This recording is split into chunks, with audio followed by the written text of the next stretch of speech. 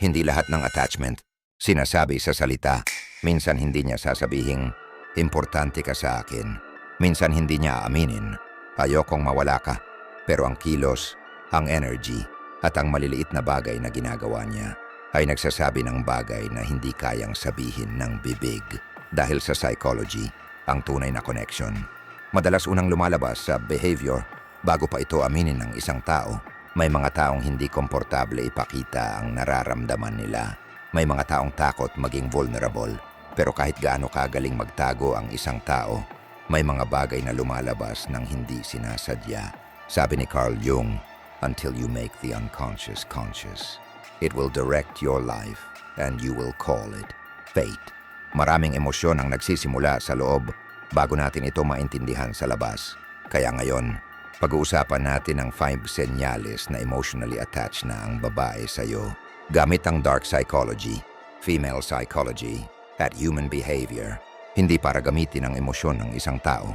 Hindi para manipulahin, kundi para maintindihan kung paano nabubuo ang tunay na emotional connection. Dahil minsan, ang pinakamalalim na nararamdaman ay hindi naririnig, nararamdaman. Bago tayo magsimula, kung hindi ka nakasubscribe sa channel na ito, malamang hindi na tayo muling magkikita. Pero kung subscriber na kita, congratulations. Araw-araw kang natututo ng tunay na psychology. Number 1, hinahanap niya ang presence mo kahit hindi niya kailangan ng tulong. May malaking pagkakaiba ang taong lumalapit dahil may kailangan siya at ang taong lumalapit dahil mahalaga ang presence mo. Dahil kahit sino, pwedeng lumapit kapag may problema, kapag kailangan ng tulong, kapag may gusto silang makuha, pero kapag ang isang tao, hinahanap ka kahit wala kang kailangang gawin para sa kanya. Ibang klase yon dahil hindi na lang ang kaya mong ibigay, ang hinahanap niya. Ikaw mismo, ang energy mo, ang usapan ninyo, ang pakiramdam kapag nandyan ka. At doon nagsisimula ang mas malalim na connection. Kapag emotionally attached na ang isang babae, minsan mapapansin mo ito sa simpleng bagay. Ikukwento niya ang araw niya, kahit ordinaryo lang. Magtatanong siya tungkol sa araw mo, kahit wala namang importanteng dahilan. Magpapadala siya ng simpleng message, hindi dahil may kailangan siya, kundi dahil naalala ka niya. At maraming tao ang minamaliit ito dahil naghahanap sila lagi ng malaking senyales, malaking effort, malaking salita. Pero minsan, ang tunay na attachment, tahimik, makikita sa maliliit na paraan. Sa psychology, ang tao ay natural na naghahanap ng connection sa mga taong nagbibigay sa kanila ng comfort, trust, at emotional safety. Kapag ang presence ng isang tao ay nagiging konektado sa magandang pakiramdam, unti-unti itong nagkakaroon ng emotional value. Hindi lang siya natutuwa kapag kasama ka. Nagiging parte ka na ng peace na nararamdaman niya. Pero tandaan mo ito, hindi ibig sabihin nito na kailangan niyang umikot ang mundo niya sa'yo. Ang healthy attachment, hindi obsession, hindi dependency, hindi takot mawala. Ito ay connection. May malaking pagkakaiba ang taong nagsasabing, kailangan kita para maging okay ako. At taong nagsasabing, okay ako, pero mas maganda kapag kasama kita. Ang una ay galing sa kakulangan. Ang pangalawa ay galing sa tunay na appreciation. Sabi ni Carl Jung, the meeting of two personalities is like the contact of two chemical substances. If there is any reaction, both are transformed. Kapag may tunay na connection, may epekto kayo sa isa't isa. Hindi dahil pinipilit, kundi dahil natural. At heto ang bagay na hindi naiintindihan ng marami. Hindi mo kailangang maging perfect para hanapin ng isang tao ang presence mo. Minsan, ang hinahanap nila ay ang pakiramdam na kaya nilang maging totoo kapag kasama ka. Na hindi nila kailangang magpanggap, na hindi nila kailangang magtago, na may taong nakikinig, may taong nakakaintindi. At iyon ang dahilan kung bakit may mga taong hindi madaling kalimutan. Hindi dahil lagi silang nandyan, kundi dahil iba ang pakiramdam kapag nandyan sila. Number 2, naalala niya ang maliliit na detalye tungkol sa'yo. Isa sa pinakatahimik pero pinakamalalim na senyales ng emotional attachment ay kapag naalala niya ang mga bagay tungkol sa'yo na akala mo nakalimutan na niya. Dahil kapag walang emotional connection, maraming bagay ang dumadaan lang. Naririnig pero hindi tumatatak. Nakikita pero hindi pinapansin. Pero kapag ang isang tao ay may halaga sa atin, nagbabago ang paraan ng ating atensyon. Bigla nating napapansin ang maliliit na detalye, ang mga bagay na nagpapasaya sa kanya, ang mga bagay na ayaw niya, ang mga pangarap niya, ang kwento niya noon, ang simpleng sinabi niya minsan, na siya mismo nakalimutan na niyang sinabi niya. Bakit? Dahil ang atensyon, madalas sumusunod sa kung saan tayo emotionally invested. Hindi natin kailangang pilitin tandaan ang mga bagay tungkol sa taong mahalaga sa atin. Kusa itong nagkakaroon ng puwang sa isip natin. Mapapansin mo ito kapag naaalala niya ang paborito mong pagkain, kapag naaalala niya ang sinabi mong plano, kapag tinatanong niya kung natuloy ba ang isang bagay na minsan mo lang nabanggit, kapag napapansin niya ang pagbabago sa mood mo kahit hindi mo sinasabi. Dahil minsan, ang pinakamalakas na mensahe ay hindi, mahalaga ka sa akin, kundi, nakikinig ako, naalala kita, nakikita kita. Sa psychology, ang pakikinig at pag-alala ay malaking bahagi ng emotional bonding dahil bilang tao, may natural tayong kagustuhan na maramdaman na nakikita tayo. Hindi lang ang itsura natin, hindi lang ang kaya nating ibigay, kundi kung sino talaga tayo. At heto ang brutal na katotohanan. Maraming tao ngayon ang nagbibigay ng atensyon, pero kakaunti ang tunay na present. Maraming nakikipag-usap, pero kakaunti ang talagang nakikinig. Kaya kapag may taong nakakaalala ng maliliit na detalye, ibig sabihin may parte sa kanya na nagbibigay halaga sa mundo mo. Pero tandaan, hindi ibig sabihin na bawat maliit na bagay ay automatic na malalim na pagmamahal.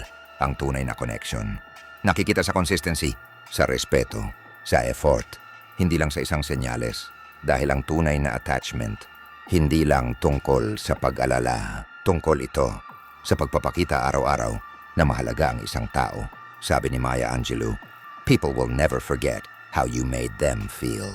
Dahil minsan, hindi ang malalaking bagay ang tumatatak, kundi ang maliliit na bagay na nagpaparamdam sa atin na may taong tunay na nakakakita sa atin. Number 3, nagiging komportable siyang ipakita ang totoong sarili niya.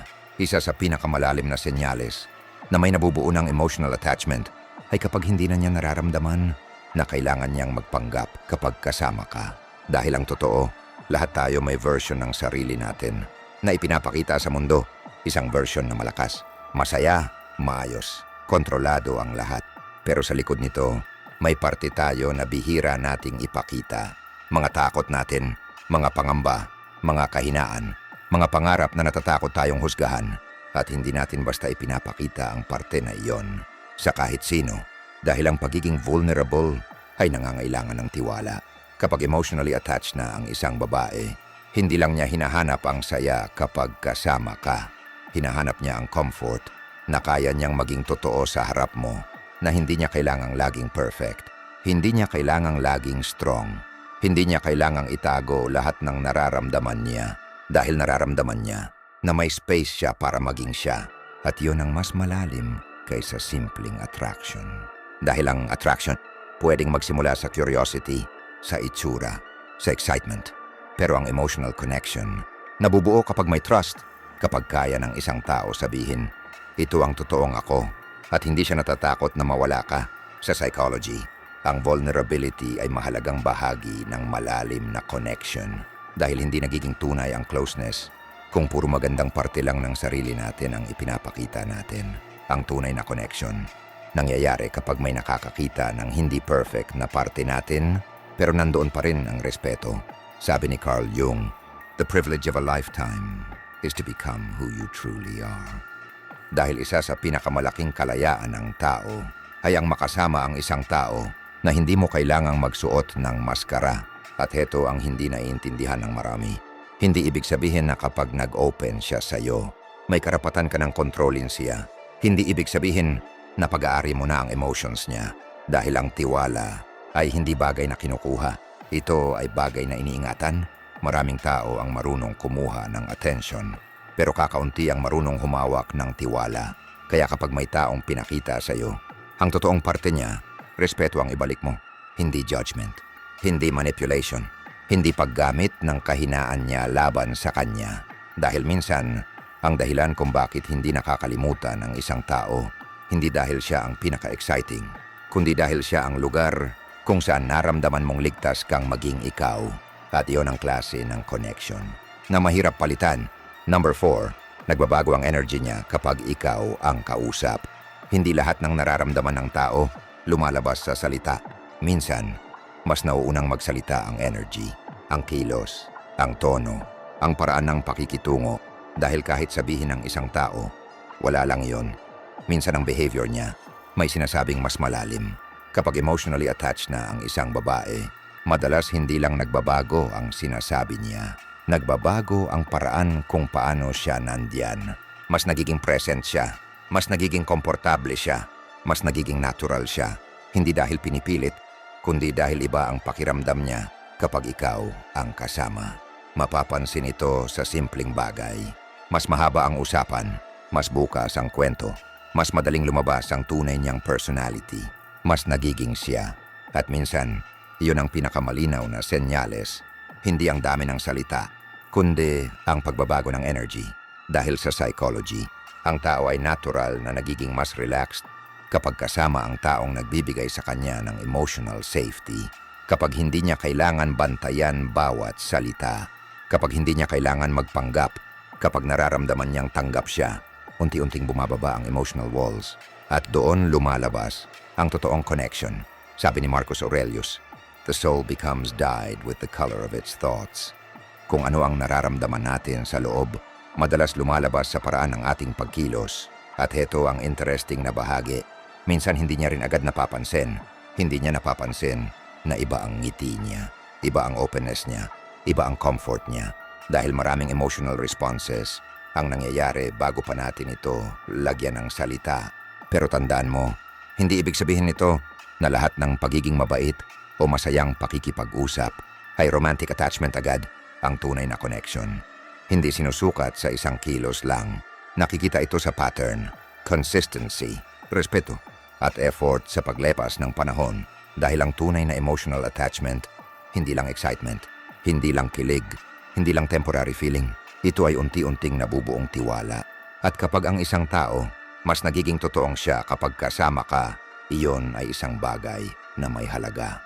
Dahil sa mundo kung saan maraming tao ang nagpapanggap, bihira ang taong nagpaparamdam na pwede kang maging totoo. At ang ganitong klaseng presence, ang madalas hindi madaling kalimutan. Number 5, ayaw niya lang ng attention mo. Gusto niyang maging parte ng buhay mo. May malaking pagkakaiba ang taong gusto lang ng attention mo at ang taong gustong makilala ang mundo mo. Dahil ang attention, pwedeng makuha kahit saan, isang message, isang compliment, isang sandaling saya. Pero ang tunay na emotional attachment, mas malalim kaysa pansamantalang atensyon. Hindi lang niya gustong malaman kung nandyan ka. Gusto niyang malaman kung sino ka, kung ano ang nagpapasaya sa'yo, kung ano ang nagbibigay sa'yo ng dahilan para magpatuloy, kung ano ang mundong binubuo mo. Dahil kapag emotionally attached na ang isang babae, hindi lang siya interesado sa moment. Interesado siya sa story mo, sa journey mo, sa taong ikaw ngayon, at sa taong sinusubukan mong maging. Mapapansin mo ito kapag gusto niyang malaman ang mga plano mo, kapag curious siya sa mga pangarap mo, kapag tinatanong niya ang mga bagay na mas malalim kaysa ordinaryong usapan. Hindi lang, kumain ka na, kumusta araw mo, kundi, ano ang gusto mong marating, ano ang importante sa'yo, ano ang mga bagay na pinaghihirapan mo. Dahil ang taong emotionally invested, hindi lang tumitingin sa ibabaw, gusto niyang maintindihan ang mas malalim na parte ng pagkatao mo. Sa psychology, ang malalim na connection ay nabubuo kapag ang dalawang tao ay unti-unting nakakapasok sa personal na mundo ng isa't isa. Hindi lang impormasyon ang binabahagi, kundi values, experiences, pangarap, at totoong pagkatao. Dahil minsan, hindi ang pinakamahabang usapan ang tumatatak, kundi ang usapan kung saan naramdaman mong may nakakakilala talaga sa'yo.